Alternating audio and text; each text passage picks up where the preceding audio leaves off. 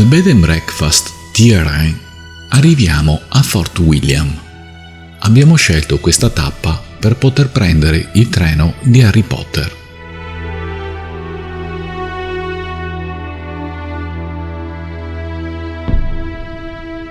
Sì, il treno esiste davvero, anche se non si chiama Our Express, ma Jacobite. È proprio come nei film, è a vapore, parte da Fort William per raggiungere Mallaig, attraversando i paesaggi magnifici delle Highlands, ed alcune carrozze sono arredate proprio come quello dell'Espresso per Hour. Eccoci sul treno di Harry Potter.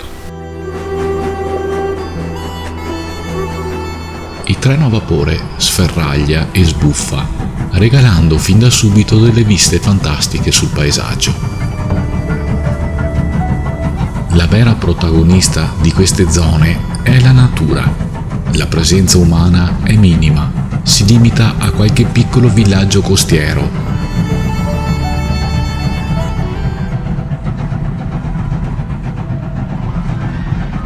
Sono gli stessi paesaggi che si vedono attraversare dall'Hour Express nel film di Harry Potter, e lo si capisce bene quando si arriva nel tratto più spettacolare del viaggio, il passaggio sul viadotto di Glenfinnan, il viadotto sopraelevato con gli archi di pietra su cui il treno a vapore corre in curva. Una manciata di secondi di pura emozione.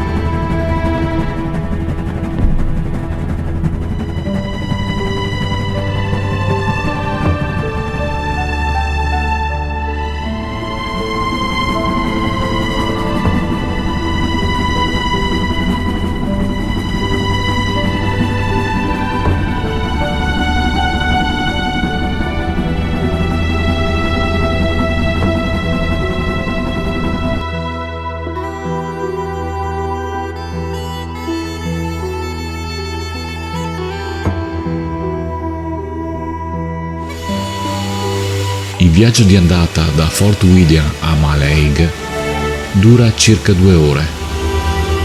A Mallaig si ha un'oretta di tempo a disposizione per guardarsi intorno, fare un pranzo veloce, tanto è un villaggio talmente piccolo che non c'è tanto altro da fare, però è molto carino. E poi si torna indietro, sempre a bordo de Jacobite.